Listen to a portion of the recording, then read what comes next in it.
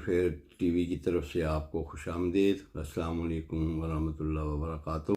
आज रात आपने देखा किस तरह पाकिस्तान ने जो है जवाबी वार किया है और पिछले 5 दिन का बदला जो है इस शान से लिया है कि हिंदुस्तान जो है ये कई सालों तक, कई दिहाइयों तक अपने जो ये ज़ख्म जो है चाटता रहेगा। और फिर जो उन्होंने ऑपरेशन का नाम रखा या बुनियान मरसूस, क्या खूबसूरत नाम था। और हकीकत में ये सी सप्लाई दरबार साबित हुई है और हिंदुस्तान को ऐसे नाको चने चुबवाए हैं, ऐसे नाको चने चुबवाए हैं कि उसके पास इसके अलावा कोई और चारा नहीं है कि वो मुज़ाकरात की मेज़ पे आए और पाकिस्तान की टर्म्स पर जो है इसके साथ बात करे। बहरहाल इस वक्त जो है मैं आपको जो बात बताना चाहता हूँ, मैंने सोचा कि आपके साथ वो तफसील पूरी शेयर कर दूँ जिसमें पाक फ़ज़ाइया ने और हमारे फतह-1 मिज़ाइल ने जो किरदार अदा किया और जिन चीज़ों को तबाह और बर्बाद करके रख दिया है, और हमारे JF-17 थंडर के पायलट्स ने जो कमाल कर दिखाया है, मैं उनकी आपको ऐसी तफसील बताऊं जिन पर निशाना लिया और उनको मिलिया-मेट कर दिया या बहुत सख्त नुकसान पहुँचाया। वो खा किसी पहाड़ की चोटी पर थे या किसी दरिया के किनारे पर थी या किसी एयरफील्ड में थी या कहीं और थी। और इसके अलावा जो पाकिस्तान ने साइबर अटैक्स करके इस टेक्नोलॉजी को इस्तेमाल किया उसमें भी कमाल कर दिया है। इंडिया जो है वो इसको याद रखेगा। ना सिर्फ इंडिया बल्कि दुनिया भर की ताकतें जो हैं जो पाकिस्तान को एक कमज़ोर ताकत समझती थी, उनको पता लग जाएगा कि ये जो कौम है इसने टेक्नोलॉजी में क्या कमाल हासिल किया है और किस तरह और किस तरफ से ये अटैक करते हैं और क्या क्या चीज़ें ये नकारा और जाम कर देते हैं।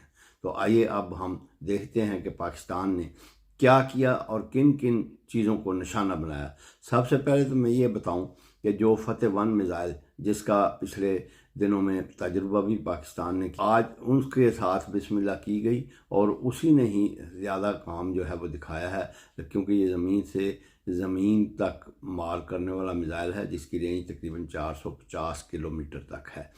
तो इसके साथ जो इन्होंने पहले जो है हमारे ISI ने इस ऑपरेशन को जो किसके नाम किया ये भी आप देखें, उन्होंने उन बच्चों का नाम किया जो हिंदुस्तानी हमलों में शहीद हुए थे। फतह-1 का जो मिशन जो था बुनियान मरसूस, ये उन बच्चों के नाम किया गया है।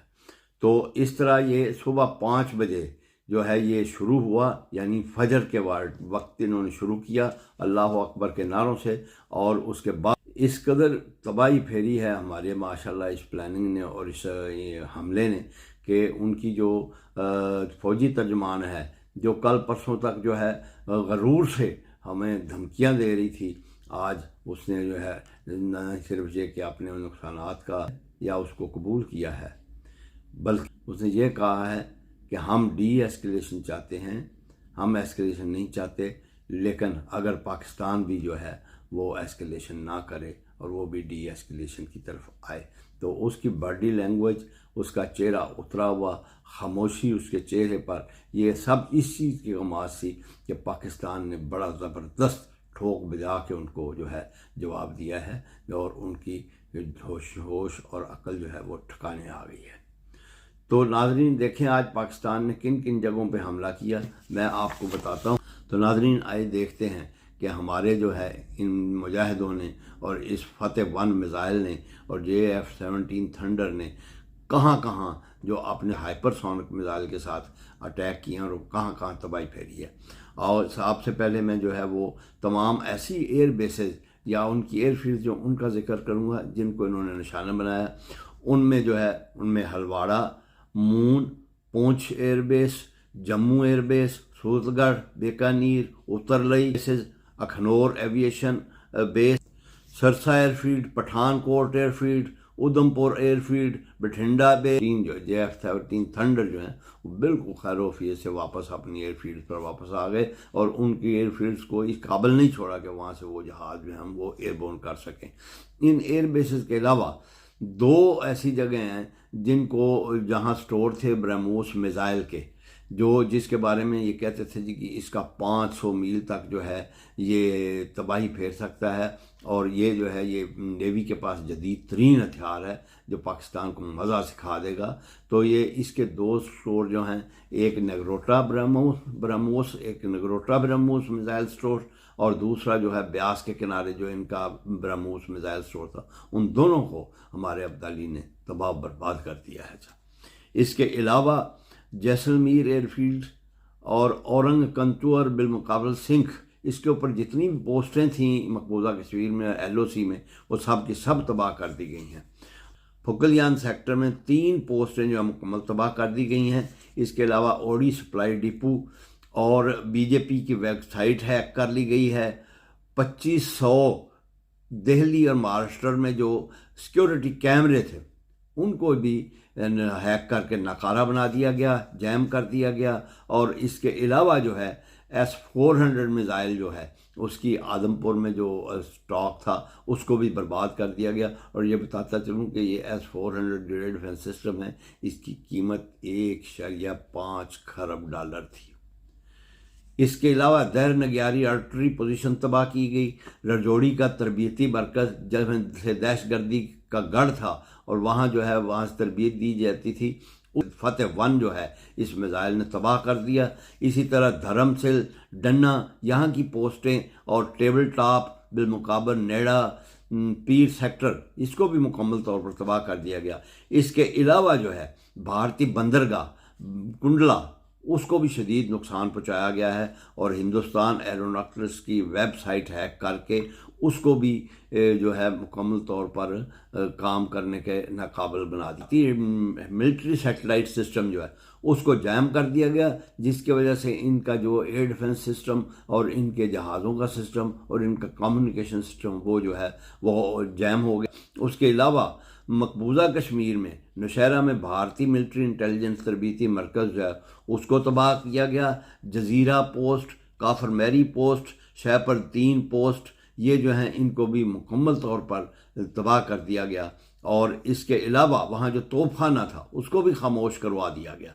और इसके अलावा जो है एक और चीज़ जो इन्होंने की है वो ये की है कि 70% पूरे इंडिया के ग्रिड स्टेशन जो हैं उनके ऊपर साइबर हमला करके उनका काम जो है वो नाकाम बना दिया गया और उनका ऑपरेशन ख़त्म कर दिया गया। और वहाँ जो है महाराष्ट्र में और दिल्ली में वहाँ जो है तकरीबन 2500 सिक्योरिटी कैमरे जो हैं उनको भी नकारा बना दिया गया। और इस वक्त जो है पाकिस्तान ने उनको इस काबिल नहीं छोड़ा है कि वो अपनी बिजली भी पूरी कर सकें।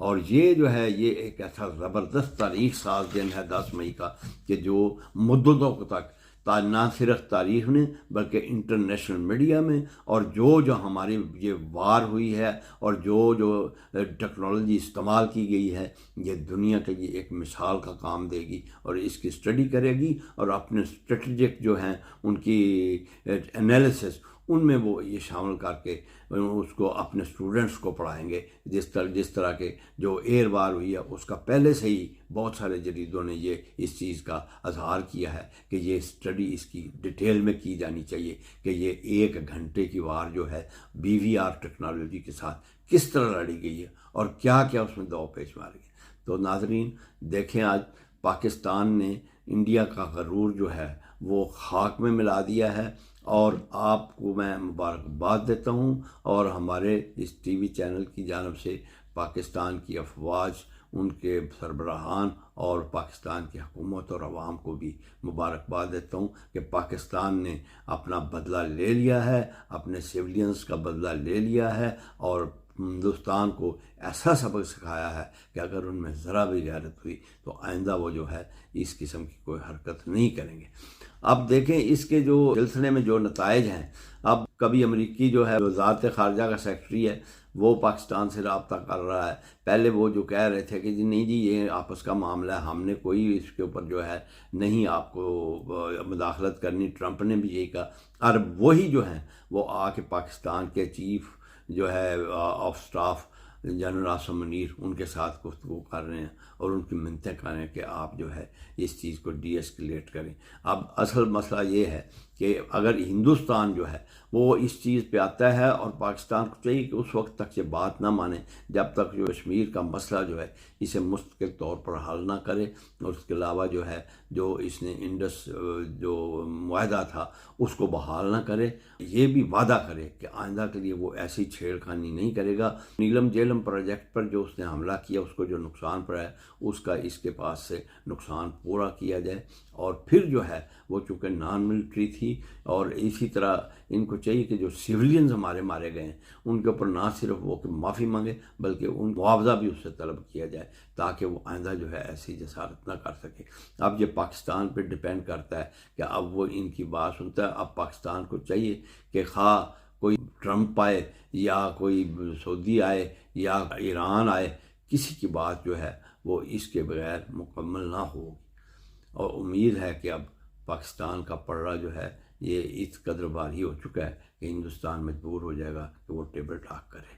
और आप देखें वहाँ जैसलमेर, सूरतगढ़, बीकानेर, उत्तरलई, जम्मू, पुंछ की एयर बेसेस जो थी उनको तबाह बर्बाद करके रख दिया है हमारे मिसाइलों ने, और अल्लाह के फजल से खैर वफ़ी वापस अपने बेसिस पर लैंड कर गए हैं।